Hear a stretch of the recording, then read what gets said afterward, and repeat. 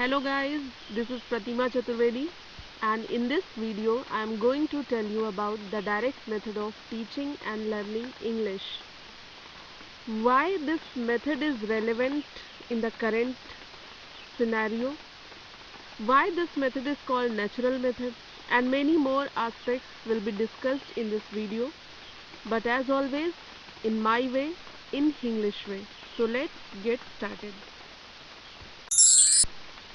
As we all are familiar with the four basic skills of learning language, they are listening, speaking, reading and writing. और ये method believe करता है कि speaking is the road to reading and writing. चारों ही skills एक दूसरे के ऊपर डिपेंड करती हैं. लिसनिंग से शुरू होता है और उसके बाद कॉम्प्रिहेंशन के साथ साथ ये सारी चीज़ें डेवलप होती चली जाती हैं. इस मेथड को नेचुरल मेथड भी कहते हैं. नेचुरल इसलिए क्योंकि एक पूरा सीन जो है वो क्रिएट किया जाता है और किसी मीडियम को यहाँ इस्तेमाल ना करके बल्कि डायरेक्ट उसी लैंग्वेज का यूज़ करते हैं जो टारगेटेड लैंग्वेज है, the language to be learn.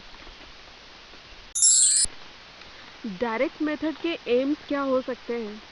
तो फर्स्ट यही है कि डायरेक्ट एसोसिएशन इस्टेब्लिश करना है between words and reality.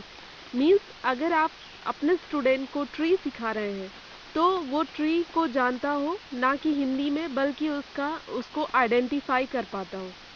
Second है develop the ability to think and speak in foreign language. जो लैंग्वेज सीखी जानी है उसमें वो सोच भी सकता हो, धीरे धीरे उसका कॉम्प्रिहेंशन डेवलप हो. एंड थर्ड है किसी मीडियम या मदर टंग को इस्तेमाल नहीं करना है, डायरेक्ट एसोसिएशन करना है उस लैंग्वेज में. Direct method of teaching or learning English means where there is no medium language, where there is no mother tongue, the direct use of the language that is targeted or to be learned.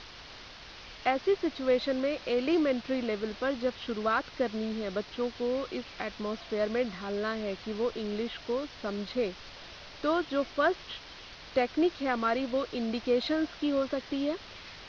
जैसे pen के लिए pen, cloth के लिए cloth, scale के लिए scale. तो इस तरह से जो वर्ड्स हैं और जो उनसे रिलेट करते हुए ऑब्जेक्ट्स हैं उन दोनों के बीच में एसोसिएशन बनाने के लिए हमें वर्ड्स के साथ साथ उन ऑब्जेक्ट्स की ज़रूरत भी पड़ेगी. That means indication.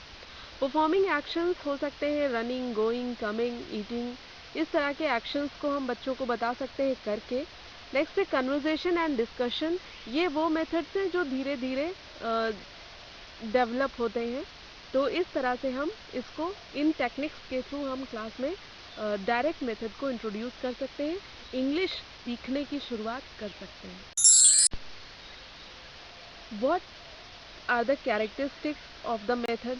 The first is it follows the maxim concrete to abstract. Means हम उन ऑब्जेक्ट्स को जो विजिबल है उनसे शुरू करते हैं और फिर हम उसकी थिंकिंग और राइटिंग को स्टेप बाय स्टेप डेवलप करते हैं.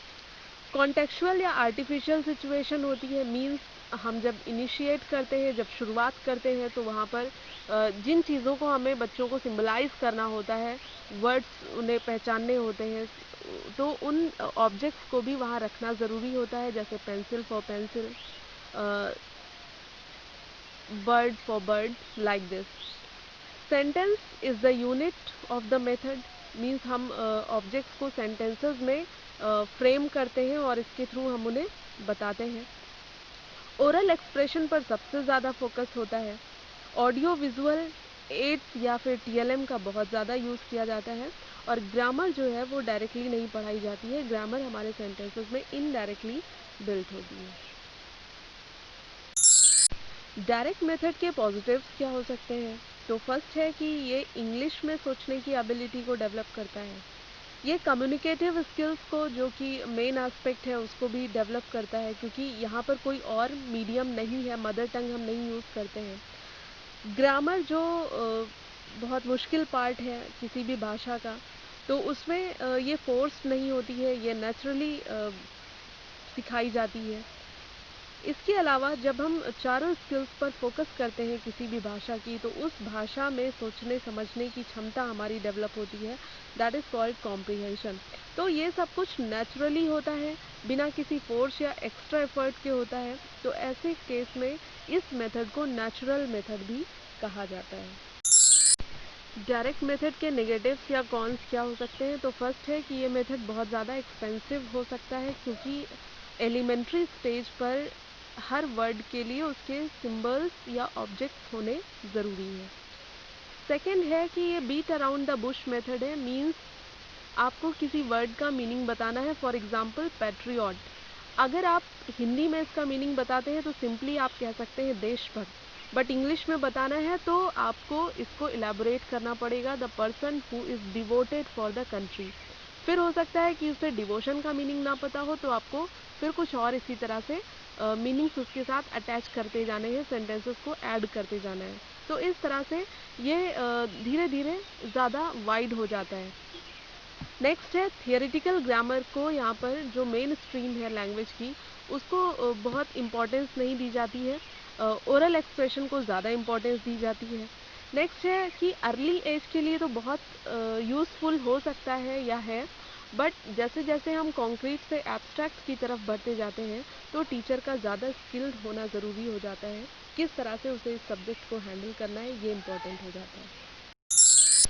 And finally, what might the expectation to the teacher or instructor or facilitator?